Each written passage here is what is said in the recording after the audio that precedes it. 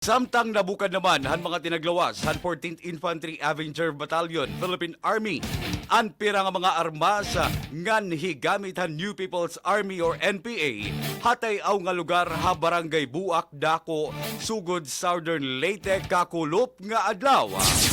An malinampuson nga nadiskubre han nasabi nga mga armas in may tungod han padayon nga dialogo ngan konsultasyon han mga anay rebelde ngan kaparte gihapon han padayon nga operasyon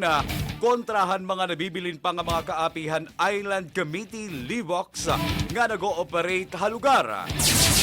Igin-credit naman ni 14th Infantry Battalion Commander Lieutenant Colonel Edgar Gabia nga tuwan mga former rebels ang pagkabukan han mao nga mga armas may tungod ng mga vital information nga iragin hatag. Gin-credit gihapon nga tuhan Brigade Friends Rescued Engagement through their families or Free Families program nga kundiin nagmamanuyo nga masustener ang pakikipagsumpayan nga tuwan mga pamilya ngan kaparyentehan han mga aktibo nga mga miyembro han NPA.